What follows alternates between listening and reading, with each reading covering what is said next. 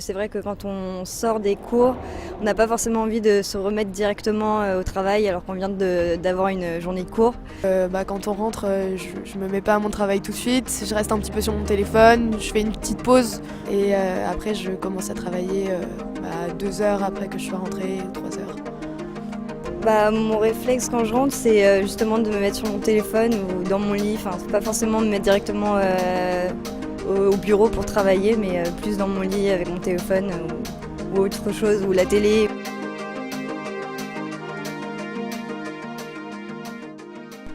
Alors, ce téléphone sur lequel vous plongez en rentrant des cours, c'est vrai que c'est une réelle difficulté pour beaucoup d'étudiants. Parce que oui, on a besoin de se détendre le soir après les cours, mais souvent aussi, vous avez besoin d'avoir un temps de travail personnel. Et si vous êtes dans l'enseignement supérieur, c'est vrai qu'on vous demande un travail qui va être de plus en plus approfondi et il y a du travail à abattre.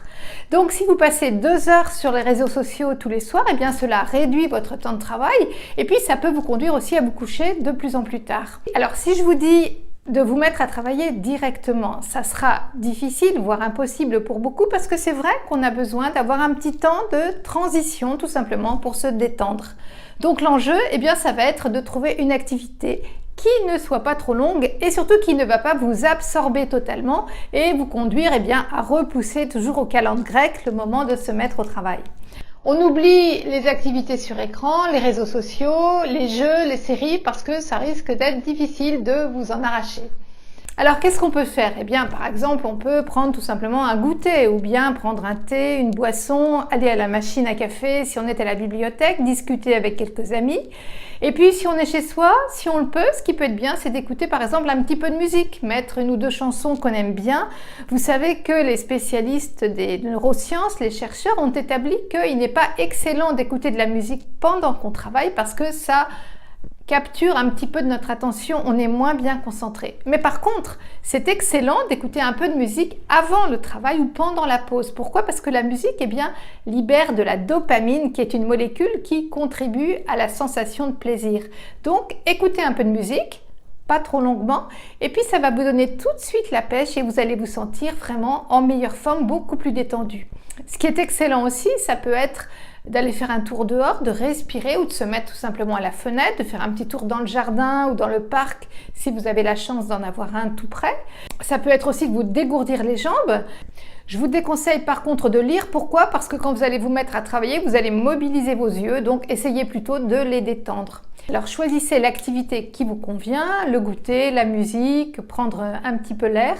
Et puis surtout, au bout de 10 minutes, 20 minutes, 30 minutes maximum, vous allez voir que vous allez vous sentir mieux, vous allez avoir évacué le stress et à ce moment-là, eh bien, tranquillement, vous allez pouvoir vous tourner vers votre table de travail, vous diriger vers votre bureau et commencer à vous installer.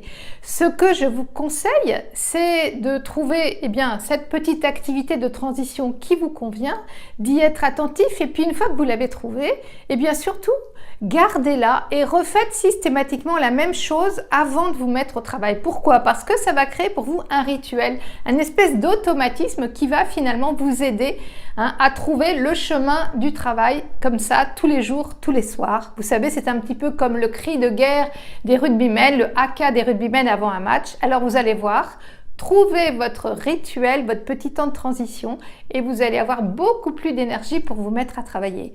En tout cas, on va essayer d'éviter le téléphone à portée de vue, à portée de main, de ne pas le garder sous les yeux, de le mettre en silencieux, de l'écarter et puis de le reprendre tout simplement quand vous aurez terminé votre travail. Ça sera votre récompense. Et oui.